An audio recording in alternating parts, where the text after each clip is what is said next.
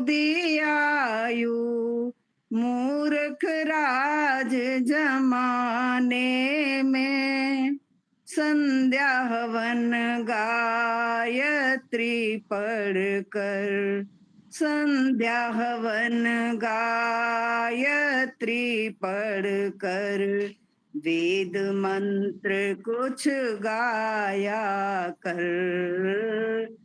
चंचल चित और मन अपने को ईश्वर भजन सिखाया कर। जो तू चाहे पार उतरना, जो तू चाहे पार उतरना, ओम नाम नित गाया कर। चंचल चित और मन अपने को, चंचल चित और मन अपने को। धन्यवाद जी। बहुत सुंदर। तो आज हमारे वक्ता है सत्य मुनि जी, वानप्रस्थी जी, मथुरा से। तो उनको मैं निमंत्रित करता हूँ, 4:30 बजे तक कर सकते हैं। सबको सादर नमस्ते जी। आवाज आ रही है? हाँ जी। हाँ जी, ठीक। ओ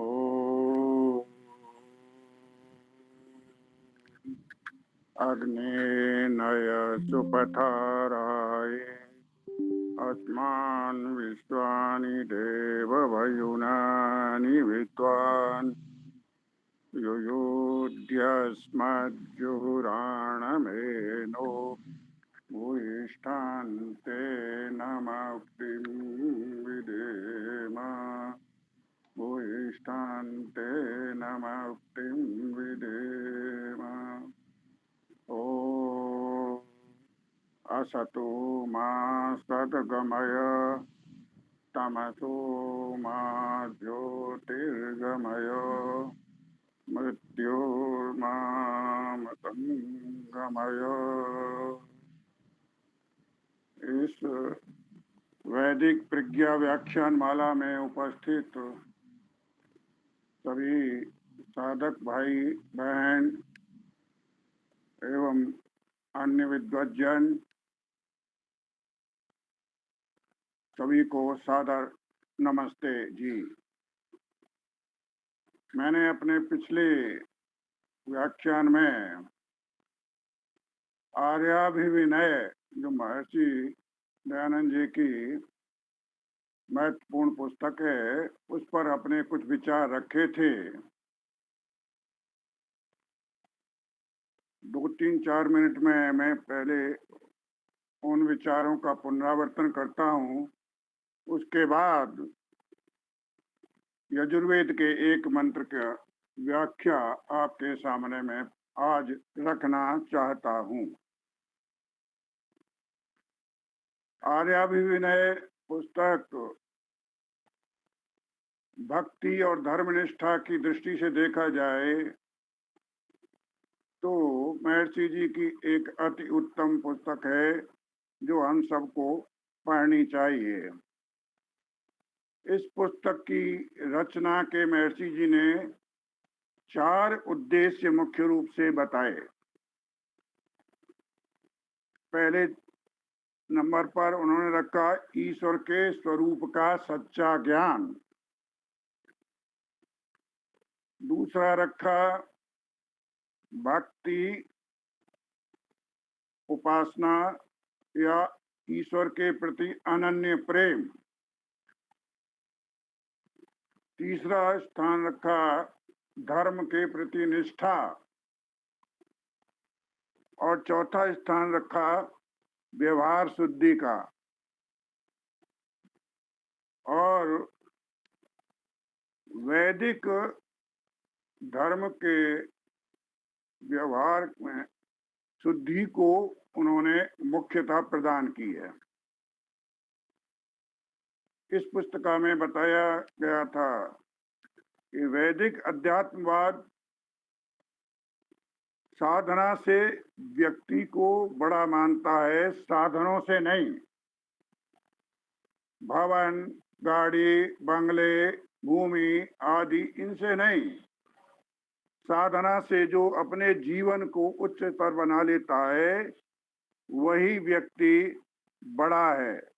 इस प्रकार से ये 4 साधन स्वामी जी ने आर्याभिविनय पुस्तक में बड़े ही जोर शोर से गिनाए हैं और कहा है कि यदि हमें मुक्ति का मार्ग अपनाना है या कहिए कि सच्चे आनंद की प्राप्ति करनी है तो हमें इन चारों बातों को अपने जीवन में डालने का पूरा प्रयत्न करना चाहिए। और वो ढालेंगे कैसे?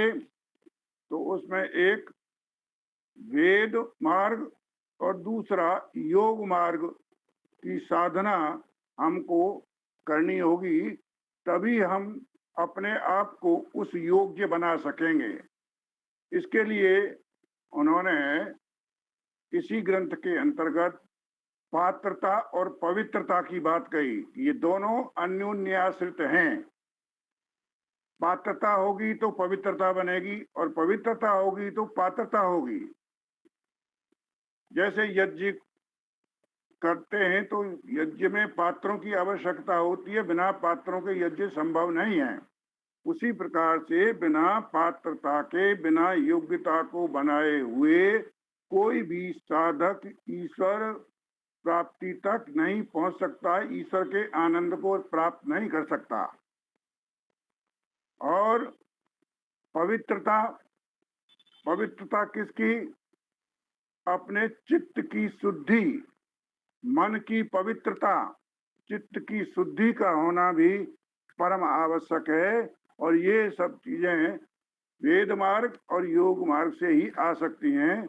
इसमें मैंने मनुस्मृति का एक श्लोक भी पढ़ा था और एक याज्ञवल्क्य की स्मृति का श्लोक पढ़ा था। उन दोनों श्लोकों को मैं पुनः पढ़ देता हूँ आपकी स्मृति के लिए। तपो विद्या च विप्रस्य निःश्रेयस्करं परम। क्या? तपो विद्या च विप्रस्य निःश्रेयस्करं परम तपसा किर्बिषम हंति विद्या अमृतम अश्नुते। मनुस्मृति 12वें अध्याय का 104वां श्लोक।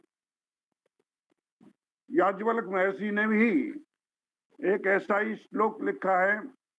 वो भी 6 साधन बताते हैं कि मनुष्य को अपने जीवन को उन्नत बनाना है, ईश्वर प्राप्ति की ओर ले जाना है, तो हमें इन 6 साधनों को अपनाना चाहिए। उनका श्लोक है इज्या आचारम अहिंसा 3।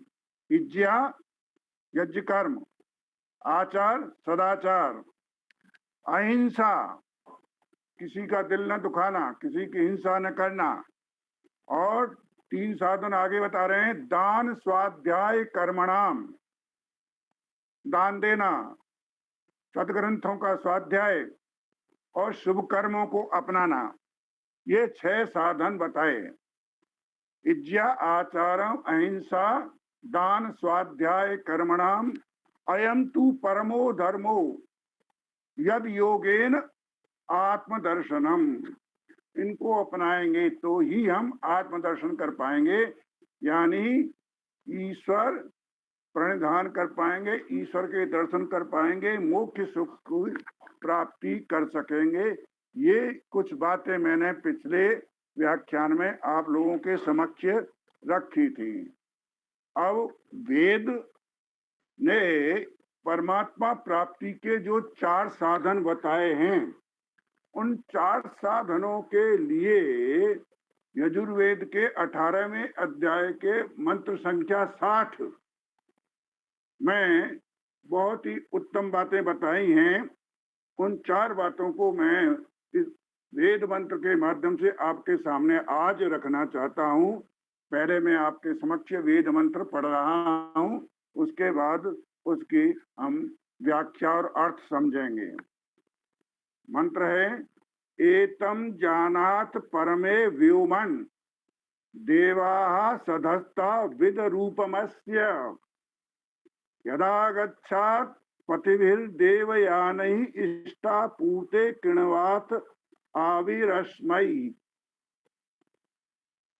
फिर पढ़ता हूं, एतम जानात परमे व्योमन देवा सधस्ता विद रूपमस्य पदा यदा गच्छात् पतिभिर्देवयानैः इष्टापूर्ते कृणवात आविरश्मै।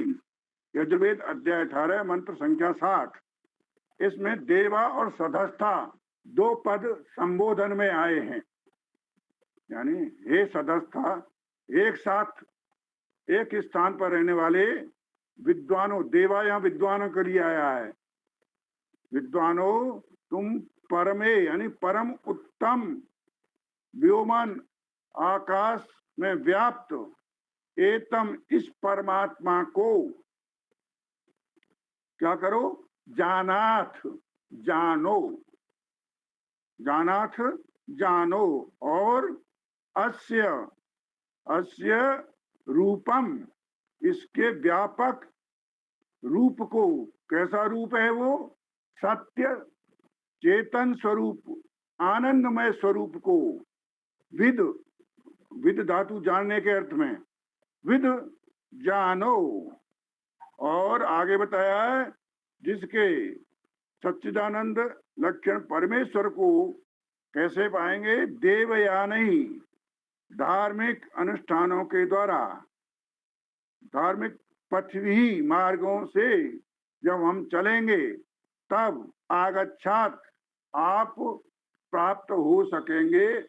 आगच्छात प्राप्त करने के अर्थ में अच्छे प्रकार से प्राप्त कर पाओगे, यानी जब आप देवयान देव मार्ग पर चलोगे, देव मार्ग पर पहुंचोगे, तभी आप उस परम पिता परमात्मा सच्चिदानंद स्वरूप को प्राप्त होगे। इसके बाद बताया है अस्मयी, इस परमेश्वर के लिए क्या करो, इष्टापूर्ते वेदोक्त यज्ञादि चार कर्म करते हुए और उसके साधक स्मार्थ कर्मों को करते हुए, सांसारिक कर्मों को करते हुए, आभी शब्द यहाँ पर प्रकाशित करने के अर्थ में आया है।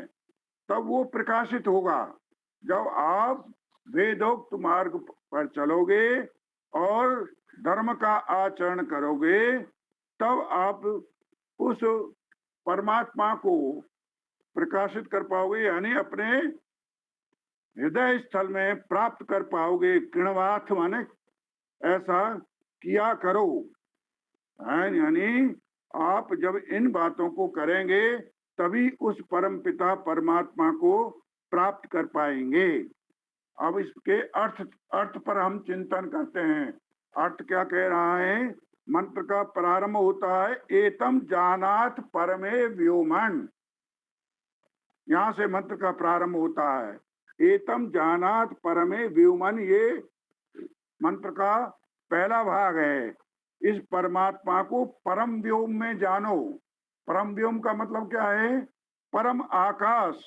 आकाश यानी आकाश से उपमा दी है, जैसे आकाश अनंत है वैसे ही उस परमात्मा की महिमा भी अनंत है, वह उसका कोई अंत नहीं है। इसका एक अत्यंत सुंदर अर्थ, आंतरिक अर्थ ये है कि जैसे ये दिखने वाला आकाश हमको अनंत दिखाई दे रहा है, वैसा ही वह परमात्मा है, वो अनंत सीमा है उसकी। उसको हम कहाँ पाएंगे, अपने हृदय आकाश में। उसको हृदय रूपी आकाश में, उसको कैसे, चेतना को, अपनी अंतः स्थल को, अंतः स्थल की चेतना को जब हम पवित्र कर पाएंगे, निर्मल कर पाएंगे, तभी वह सत्य चित्त आनंद स्वरूप परमात्मा का दर्शन हमें होगा। वह निर्मल शांत जब हम अपने हृदय को बना लेंगे तो उस हृदय स्थल में, हृदय आकाश में वो परम पवित्र परमात्मा का हम अनुभव कर पाएंगे, यानी हम उसको पहचान पाएंगे, अनुभव कर पाएंगे।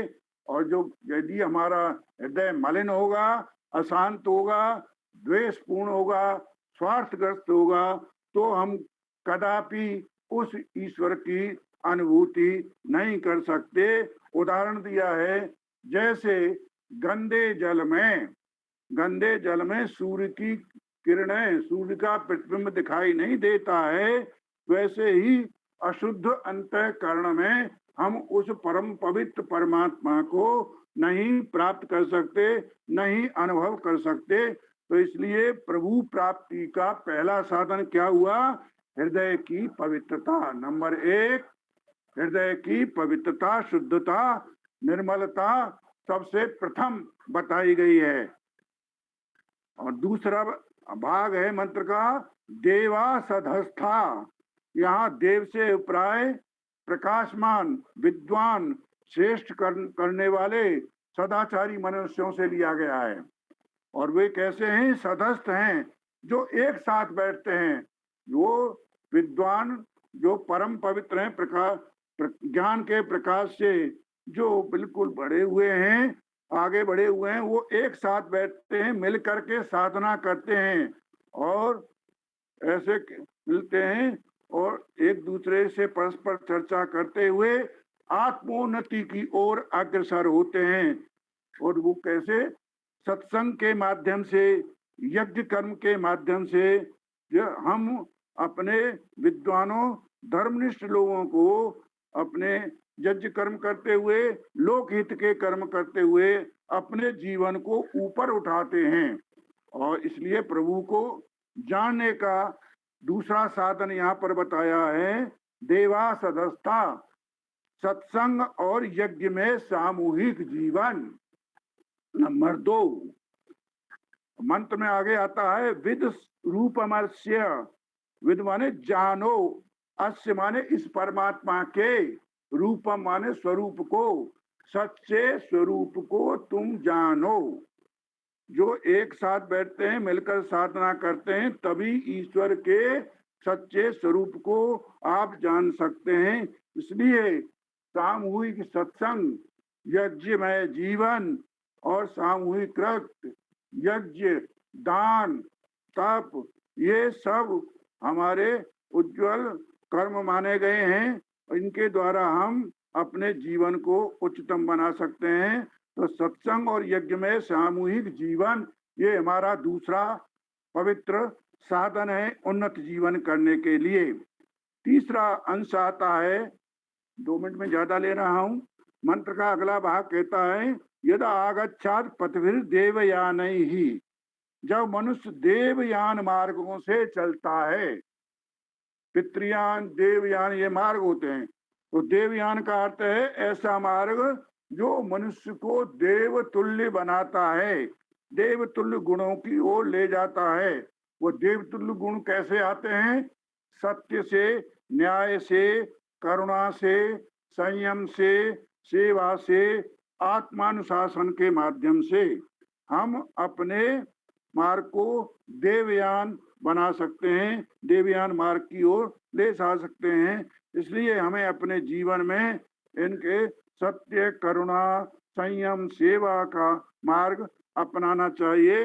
तो ये तीसरा साधन हुआ वेद के अनुसार कि देव तुल्य गुणों वाला आचरण हम अपने जीवन में अपनाएं, करें, तभी हम देवयान की ओर आगे बढ़ सकते हैं। चौथा भाग आता है मंत्र का, इष्टापूर्ते कृणवात। इष्टापूर्ते कृणवात आया है उसके उत्तरार्ध में, मंत्र के उत्तरार्ध में, इष्टापूर्ते कृणवात आदि अस्मयी। तो इष्टापूर्ते कृणवात कहता है, वैदिक परंपरा में इष्ट और आपूर्ति दोनों अत्यंत महत्वपूर्ण हैं। इष्ट वे कर्म हैं जो ईश्वर समर्पण, यज्ञ साधना, उपासना, दान और आत्मशुद्धि से जुड़े होते हैं, वो इष्ट कर्म कहलाते हैं। दूसरे हैं आपूर्त। आपूर्त वे कर्म हैं जो लोकहितकारी हैं, जो लोकहित के कार्यों की ओर ले जाते हैं, समाज कल्याण की ओर ले जाते हैं। राष्ट्र सेवा की ओर ले जाते हैं। ऐसे कर्मों में आता है जल प्याऊ लगाना, जल सुविधा, शिक्षालय खोलना, विद्यालय खोलना, गुरुकुल खोलना, अन्नदान, रोगियों के सहायता, पर्यावरण संरक्षण, पक्षियों के लिए चुगादान, जनसेवा आदि आदि। ये कहलाते हैं लोक हितकारी कार्य। इन्हीं को हम आपूर्त कर्म कहते हैं। तो इष्टा कर्म, आपूर्त कर्म, इष्टा कर्म यज्ञ उपासना और आपूर्त कर्म लोक हितकारी। इसमें अन्नदान, शिक्षालय, विद्यालय, गुरुकुल आदि खोलना आदि।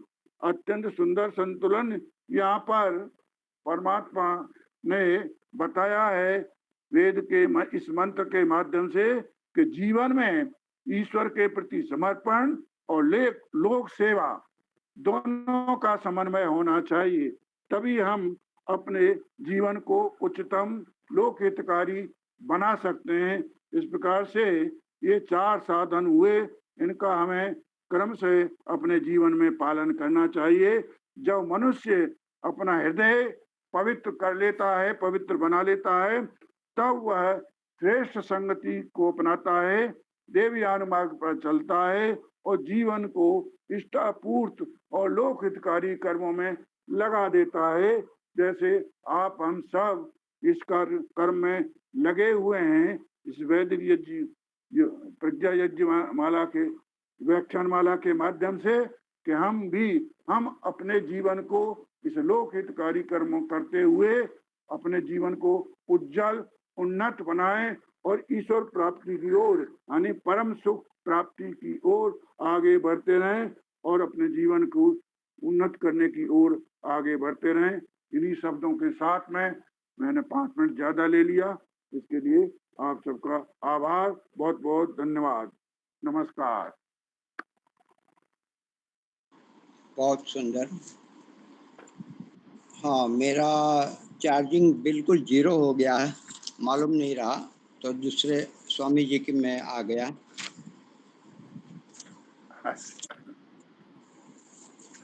जी।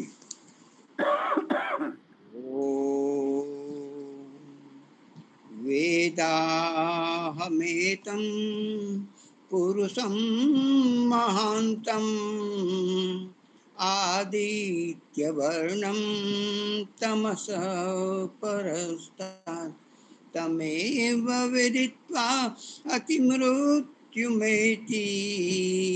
नान्या पन्था विद्यते यनाय।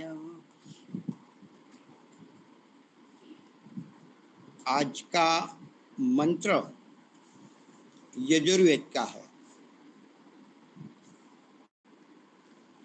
इसमें कहा गया है यह जीवन क्या है। यही बात अगली बार भी हमने वक्तव्य में मैंने कहा था कि ये जीवन क्या है, क्या मानते हैं। शास्त्र में बहुत अलग अलग तरीके से जीवन को बताया है। अब हमें अच्छी तरह से जीना है तो हम जीवन को कैसे समझे, किस भावना से जिए और उत्तमता पूर्वक हम संतुष्टि के साथ पार करें। तो जीवन क्या है, फिर से याद करते हैं। आप बोलिए, ये जिंदगी क्यों हमें मिली है, ये मनुष्य जीवन क्यों मिला है। अलग अलग तरीके से सब जानते हैं, फिर भी बोलिए।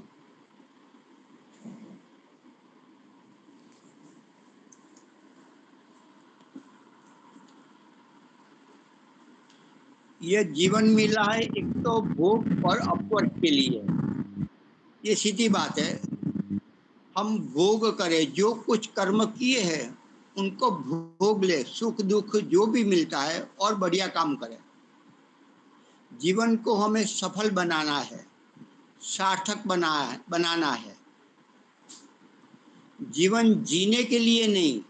हम किसी को पूछते हैं, रिटायर्ड व्यक्ति को जो उद्यान में जाते हैं, रास्ते में मिलते हैं, क्या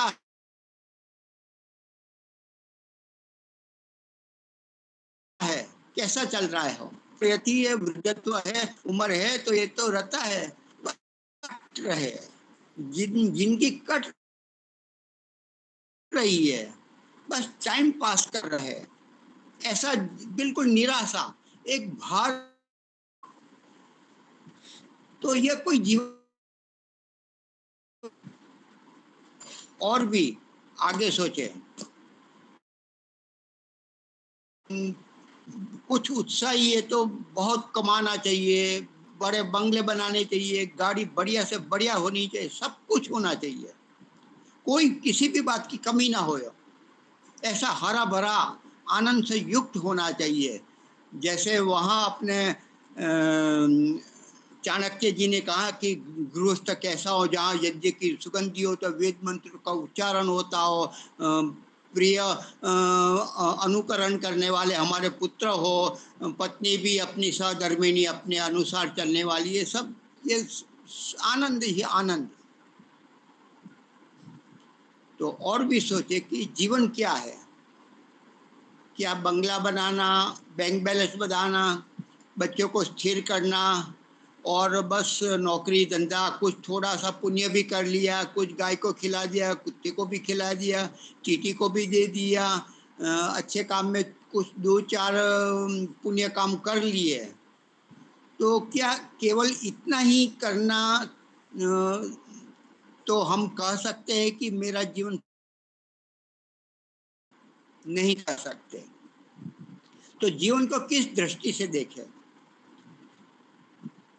जीवन को जीना नहीं है, जीवन को जीतना है, हमें जेता बनना है, विजयशील बनना है, विजयशील उज्जेता बनना है, ऊपर उठकर विजय प्राप्त करना है, कोई भी हमें हरा ना सके वैसे स्थान पर हमें उज्जयी, उज्जैसी, उज्जेता बनना है।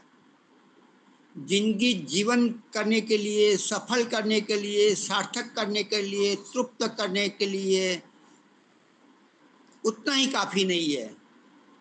और यदि आपको उज्जयी बनना है, उज्जेता बनना है, विजयशील बनना है, विजय में बहुत सारे विजयी करने वाले हैं, उनमें से भी हमें अग्रक्रम सर्वोच्च स्थान पर जाना है, ऐसा हमें सोचना है और उस प्रकार से हम क्रिया करेंगे। जीवन कहते कि अयनम, चलना है, चलना ही जिंदगी है। चरैवती चरैवती, हमारे शास्त्र भी बोलते हैं, चलते रहो, कभी नहीं सड़ जाओगे, आप बढ़ते रहो, आगे बढ़ते ही रहोगे। चलना ही जिंदगी है, घुमा तो वो सड़ जाएगा, पीछे आने वाले लात मारकर आपको हटा दिया जाएगा यदि आप रास्ता नहीं दोगे तो, नहीं तो आपका आरोहण करेगा। तो वास्तव में जिंदगी क्या है, ये जीवन क्या है? हम तो वृद्ध हो गए, बुढ़े हो गए, ऐसा नहीं समझना है। हम वृद्ध नहीं हुए, केवल हमारा शरीर वृद्ध हुआ है, हम तो वर्धित हो गए हैं। पहली हमारी क्या समझ थी? कुछ नहीं समझती, कैसे परीक्षा देते थे नहीं मालूम था। बड़े हुए, कुछ जो मिला, जो अच्छा लगा ले लिया, खा लिया, वो ऐसा जीते थे। कुछ समझ आई तो कुछ हमने कॉलेज में कुछ अपनी आर्ट्स की ओर जाना है, कॉमर्स की ओर जाना है, साइंस लेना है, तो उसमें भी कोई ज़्यादा वो बड़ा वो विवेकशील तो नहीं थे। चलो मेरे मित्र ने ली तो उनके साथ हमने भी वो ले लिया, ये इसमें नौकरी नहीं मिलती है, उसमें मिलती है, चलो इसमें ले लेते हैं, तो उसी प्रभाव में चले। अभी भी विवेक शक्ति उस काल में 20 वर्ष में नहीं पकी, हमारा स्तर उतना नहीं बढ़ा, हमारे संस्कार उतने नहीं थे। तो मित्र ने कह दिया उसके अनुसार चले, माता पिता ने कहा दिया उसके अनुसार हम कर दिए। तो वास्तव में क्या है, हमें क्या करना है? तो हम वृद्ध है और धीरे धीरे समझते समझते 40 वर्ष के बाद हमें वास्तव में विवेक जगने लगा। जिसको हम ये संसार सुखमय लगता था, सुख लेने के लिए गृहस्थ में प्रवेश किया था, वो 1 वर्ष 2 वर्ष 4-5 वर्ष बाद तो मालूम पड़ता है कि ये सब तो बड़ी झंझट वाली काम है, ये कहाँ फंस गए। ये बच्चे हैं, बच्चे के लिए ये लाना है, वो लाना है, फिर वहाँ जाना है, वो करना है, इसके लिए वो लाना है, क्या नहीं होता। तो मालूम पड़ता है कि ये सब कमाते इकट्ठा करते हैं, हम रिकरिंग भी करते हैं, लेकिन वो सुख बचता नहीं है। तो घर्षण करते 40 वर्ष 40-45 वर्ष के बाद कुछ स्थिरता आती है, बैंक बैलेंस बढ़ता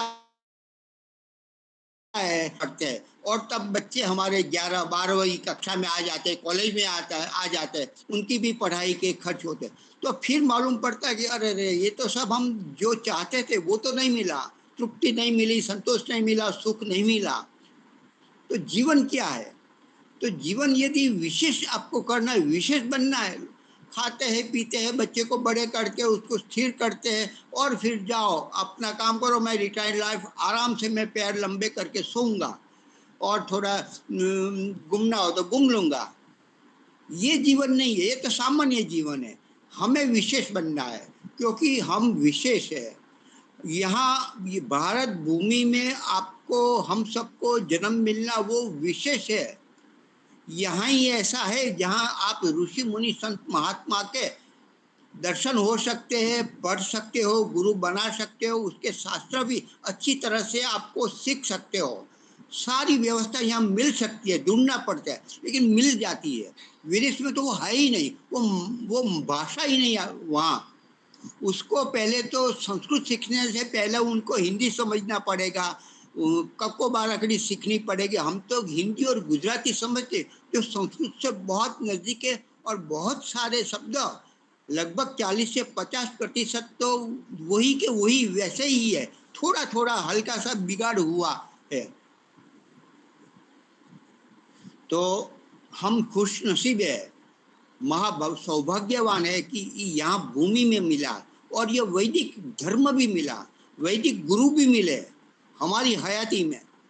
हमारे देखते देखते अच्छे अच्छे विद्वान चले गए, बड़ा बड़ा काम करके थोड़े ही वर्षों में।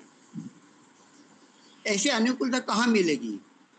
सबसे पहला तो हमारा शरीर मिला, भूमि मिली, विद्वान मिले, आर्य समाज वेद का ये इस मार्ग में हमें मिला, और भी हमें सद्मार्ग पर प्रेरित करने वाले हमारे मित्र, हमारे गुरुजन, हमारे साथीजन वो भी मिले।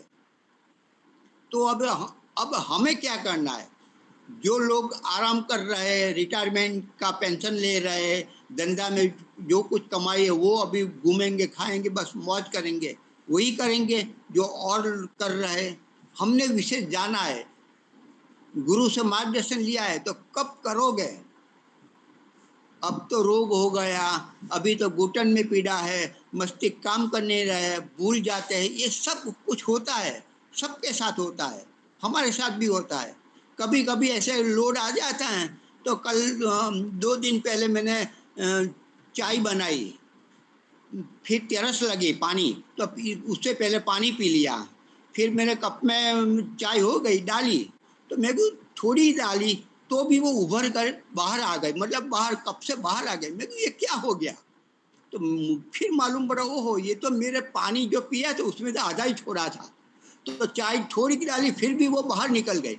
तो मतलब अभी ध्यान नहीं आ रहा है, सचेत, सावधान, विवेक, सतर्क वो नहीं रहा, वृद्ध तो आ गया, स्मरण शक्ति कम हो गई। कोई बात नहीं, स्मरण शक्ति कम है, हम कंठस्थ नहीं करेंगे, हम व्याकरणाचार्य नहीं बनेंगे, कोई बात नहीं, लेकिन जो जो सार बताया है वो तो हम जी सकते हैं ना। कैसे जिए? तो वेद बोलते हैं उज्जय ही, हमें विजयी होना है, खड़े होकर, ऊपर उठकर, तपस्या करके अपने आप को तपा कर विजयशील बनना है, उज्जयी बनना है।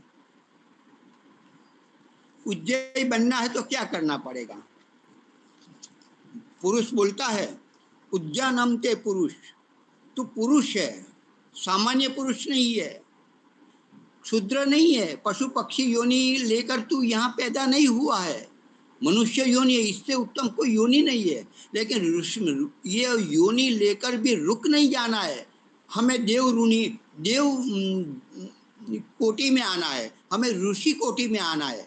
मनुष्य में भी असुर तो जाना ही नहीं है, राक्षस पिशाच भी नहीं कि जाना है, लेकिन इससे ऊपर उठना, उज्जेता बनना है। तो उज्जेता बनने के लिए हमें देव योनि, देव जिस प्रकार से जी रहे थे वैसा जीवन अपनाना पड़ेगा।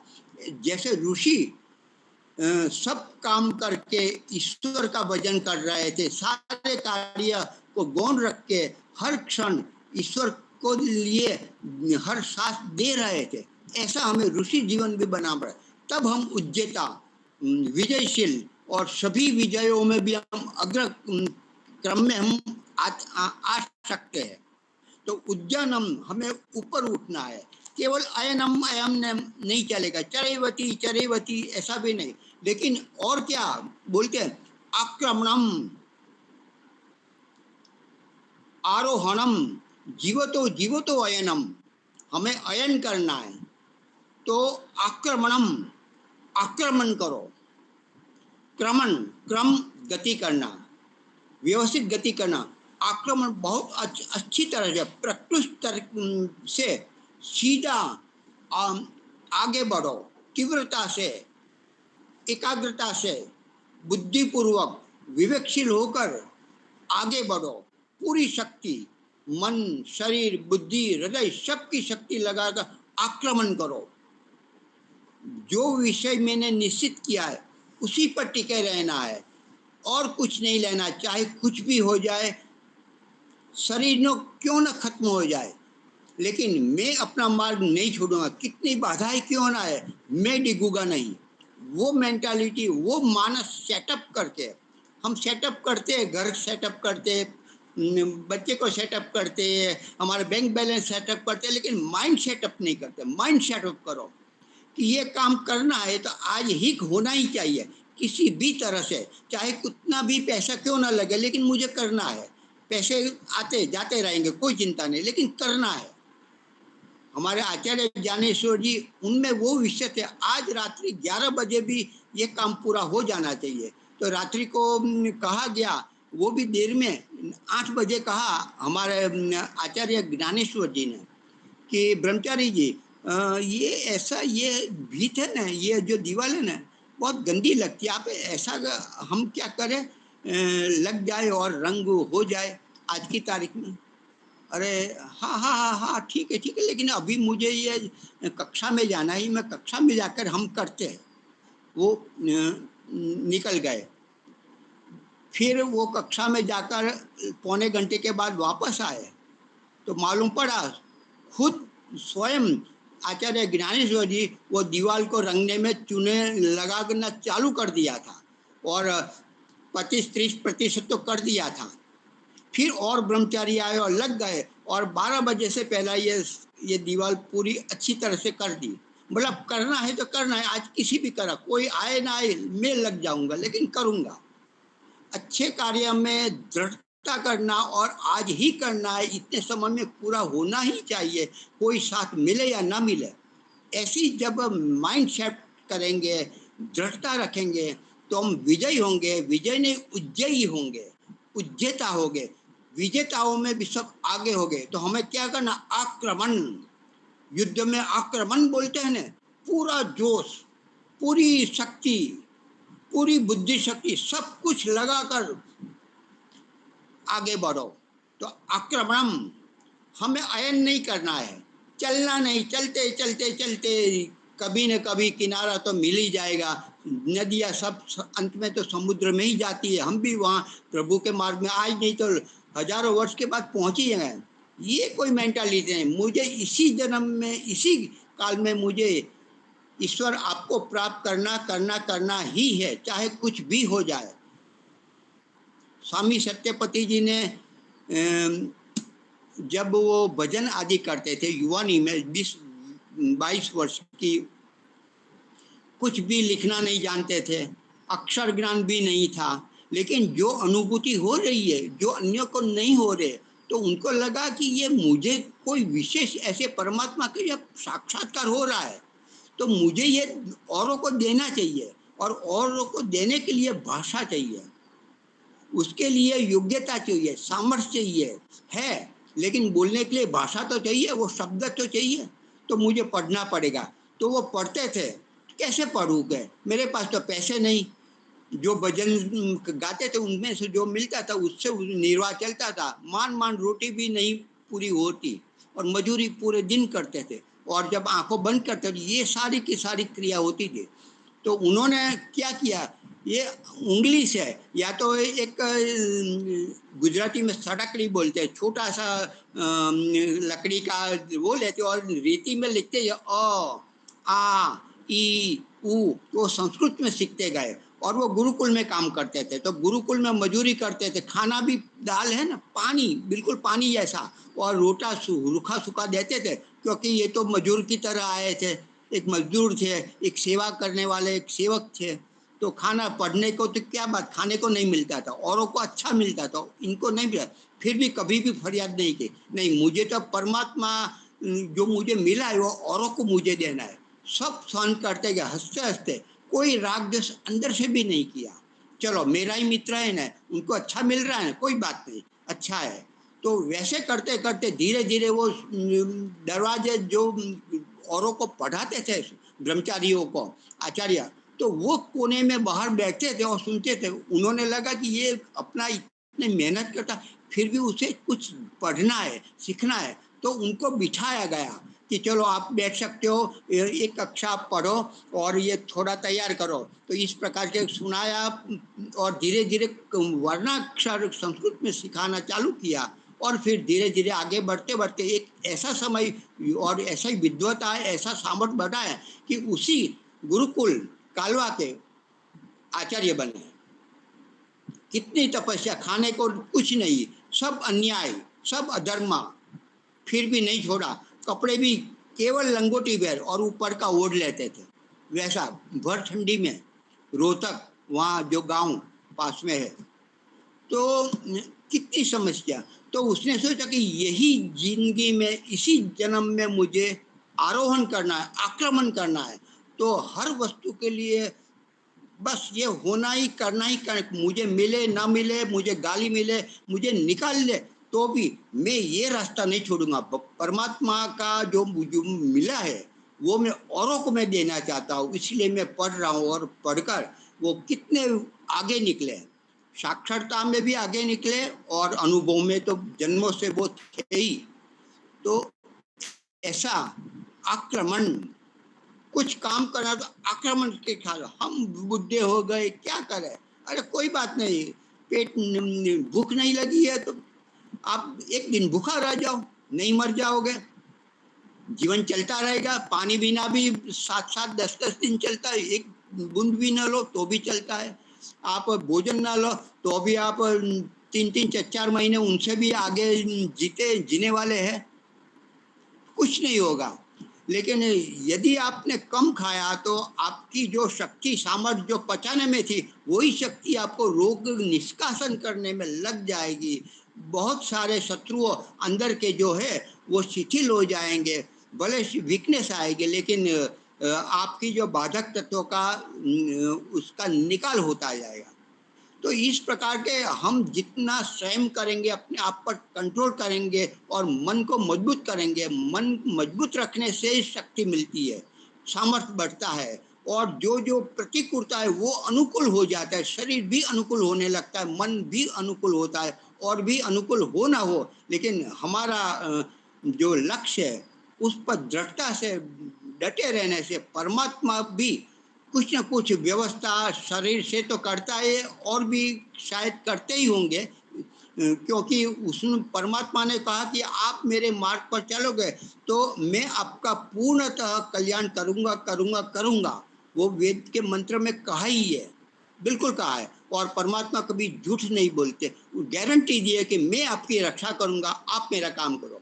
रक्षा करना, कोई मार दे, शरीर को हटा दे तो भी आपकी रक्षा होगी। परमात्मा सारा का सारा जो कुछ घाटा हुआ, नुकसान हुआ शरीर का, यह उत्तम देह का घाटा कभी भी आपको रखने देंगे, पूर्ति अवश्य करेंगे।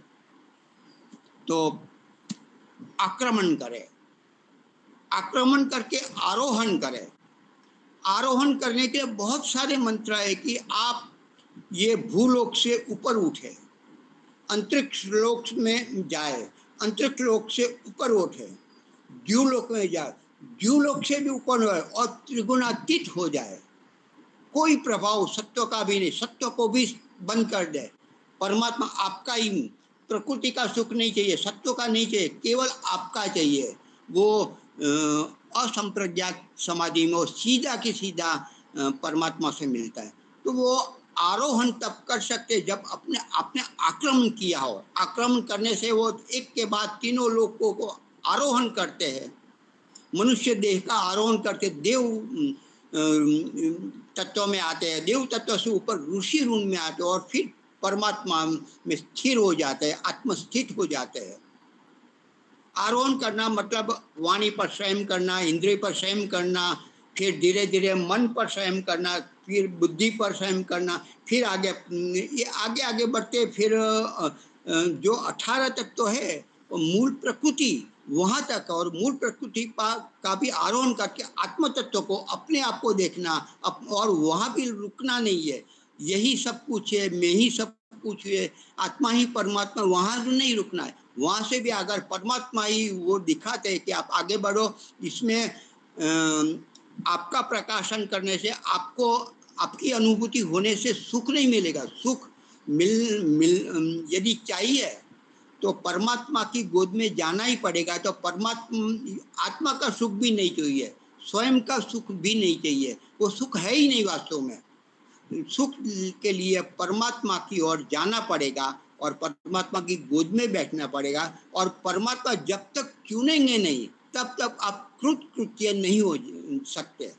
तो जो करना था तो कर लिया, जो पाना था तो पा लिया, वो तभी कर सकते जब आक्रमण किया हो, आरोहण किया हो तीनों लोगों, और उससे भी ऊपर जाकर 18 तत्व उनको भी पार करके आत्म तत्व को जाना, आत्म तत्व से भी जाकर फिर परमात्मा चुन लेता है और अपना माँ बनकर अपने स्तनों से अमृत रस पिलाता है। 36,000 बार सृष्टि बने और बिगड़े तब तक।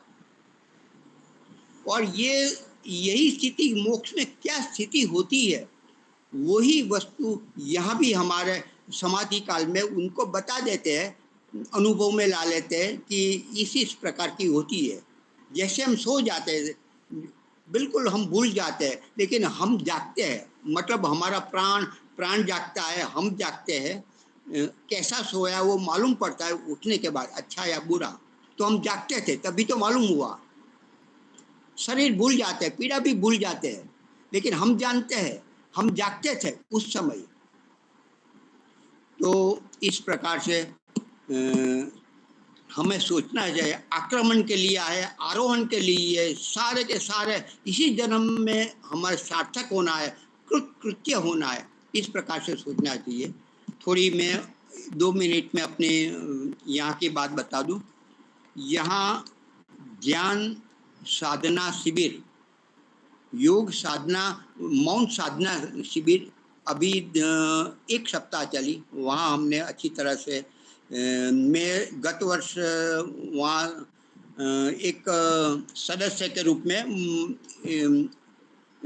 एक क्या बोल शिविरार्थी के रूप में था। इस बार तो मैं सेवा करने, व्यवस्था करने के लिए पूरा था, तो वहाँ रहा। और आज से 4 दिन के लिए स्वामी विवेकानंद परिव्राजक योग दर्शन के लिए कक्षाएं 3 बार हो रही है। हमारे 10:30 से 12, दोपहर में 3:30 से 5, आज मैं यहाँ हूँ, और रात्रि को 8:30 से 9:30 तक ये 3 कक्षाएं शंकर। और उसमें आने वाले केवल आचार्य है। हमको बैठने की 4-5 जो व्यक्ति है जो थोड़ा सीनियर है तो उनको बैठने की अनुमति है। तो उसमें आचार्य रोहतक से हमारे प्रवीण जी वो आ गया आचार्य, फिर हमारे आचार्य योगेश जी आ गए, फिर और भी अन्य अपने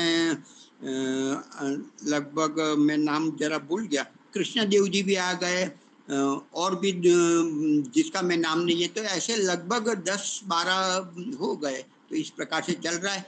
तो ये हम अपने पर हम क्या कर रहे हैं, अपनी आत्म प्रशंसा के लिए मैं नहीं बोलता हूँ, लेकिन प्रेरणा के रूप सुबह में 4:30 बजे मैं उठ जाता हूँ, व्यायाम करता हूँ लगभग 20 मिनट, फिर ध्यान करता हूँ, फिर थोड़ा चाय पी के नए होकर फिर आधा घंटा में वेद का कोई मंत्र आज लिया नहीं, वैसे लेता हूँ।